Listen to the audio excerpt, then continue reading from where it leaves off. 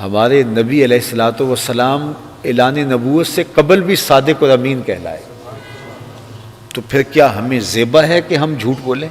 اور جب کوئی شخص جھوٹ بولتا ہے، صحیح حدیث ہے، اس کے منہ سے بدبو نکلتی ہے، عام لوگ نہیں اس کا احساس کرتے، نورانی فرشتے اللہ کے اس کو محسوس کرتے ہیں، اور رحمت کے فرشتے 1 میل پیچھے اس کے گھر سے ہٹ جاتے ہیں، جہاں وہ جھوٹ بولتا ہے جہاں، تو اس سے 1 میل پیچھے ہٹ جاتے ہیں۔ اب جس گھر سے بھبوکے پھوٹ رہے ہوں بدبو کے، ماں بھی جھوٹ بولتی ہو، بیٹی بھی جھوٹ بولتی ہو، باپ بھی، بیٹا بھی، گھر کے افراد بھی، گھر کے ملازم بھی جھوٹ بولتے ہیں، تو جھوٹ ہی جھوٹ چلتا ہو تو وہاں تو بدبو کے بھبوکے اٹھیں گے، تو رحمت کے فرشتے آئیں گے؟ کبھی بھی نہیں آئیں گے۔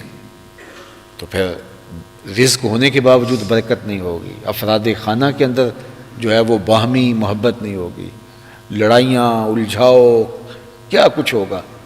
اب ہم نے یہ نہ سوچا کہ یہ جھوٹ کی نحوست ہے، ہم نے سوچا کسی نے تعویذ ڈال دی ہے، ہم نے سوچا کسی نے جادو کر دیا، ہم نے کہا کسی نے بندش کر دیا، کسی نے ٹونا کر دیا، اب بھاگے عاملوں کے پاس۔ بعض کا ہمارے پاس بھی لوگ آتے ہیں، یہ مسئلہ تو ہم کہتے ہیں کہ یہ آیت کریمہ پڑھو، کہتے ہیں کوئی تعویذ دے دو۔ کون اٹھ کے روز 40 مرتبہ یہ پڑھے؟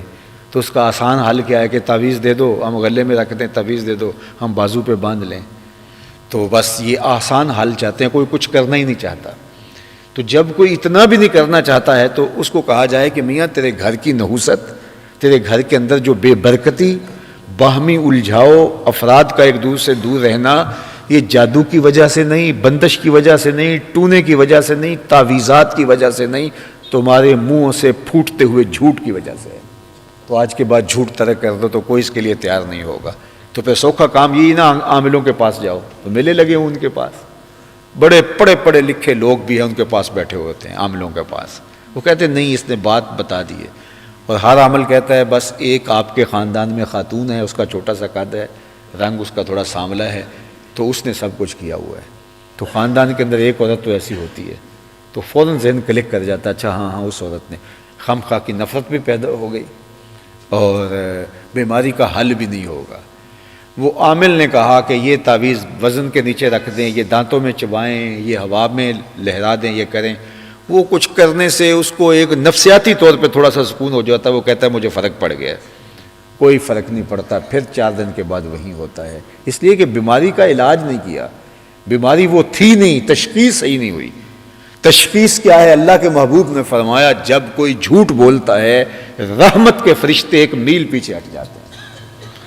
اب سویر سے لے کر جھوٹ جھوٹ جھوٹ جھوٹ، دکان پہ جھوٹ، فیکٹری میں جھوٹ، گھر میں جھوٹ۔ اب جھوٹ کا جب کاروبار ہوگا تو برکت قریب نہیں آ سکتی، سکون طمانینت کا سوچیں بھی نہ۔ تو بچنے کا راستہ کیا ہے؟ سچائی۔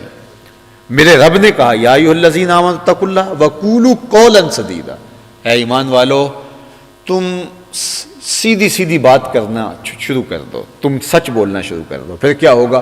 یصلح لکم اعمالکم ویغفر لکم ذنوبکم، وہ تمہارے اعمال بھی اچھے کر دے گا، تمہارے گناہ بھی معاف کر دے گا۔ تمہارا صرف اتنا کام ہے کہ تم سچ بولو، تمہارے عمل بھی ٹھیک۔ ایک شخص حضور کی خدمت میں حاضر ہوا اور اس نے ایمان قبول کرنے کے بعد کہا کہ مجھے چوری کی لت بھی ہے، بدکاری کی اور جھوٹ کی بھی، اور میں یہ ساری چیزیں نہیں چھوڑ سکتا۔ حکمت والے نبی نے کہا جھوٹ چھوڑ دو، یہ تو وعدہ کرتے، اس نے کہا یہ میرا وعدہ رہا۔ اب جب وہ واپس گیا، چوری کے لیے جی چاہا، چلنے لگا تو خیال آیا کہ اگر حضور نے پوچھ لیا تو یہ تو طے ہے کہ میں حضور سے جھوٹ نہیں بولنا، تو اب کیسے بتاؤں گا کہ میں نے چوری کی ہے؟ ترک کر دیا۔ پھر خیال آیا اور جو طبیعت کے اندر بدی کا ایک چسکا تھا اس کی طرف لپکنے لگا، قدم اٹھے ہی تھے تو خیال آیا کہ حضور نے پوچھا تو کیسے آنکھیں ملاؤں گا، کیسے کہوں گا حضور میں نے یہ بدکاری کی ہے۔ واپس پلٹ آیا، ایک جھوٹ چھوڑنے کی وجہ سے باقی برائیاں بھی ختم ہو گئی۔ اللہ فرماتا ہے تم سیدھی سیدھی بات کرنے کی عادت اپنا لو، پھر کیا ہوگا؟ یصلح لکم اعمالکم، تمہارے عمل ستھرے کر دوں گا، ویغفر لکم ذنوبکم، اور تم سچ بولنا شروع کر دو گے میں تمہارے گناہ معاف کر دوں گا۔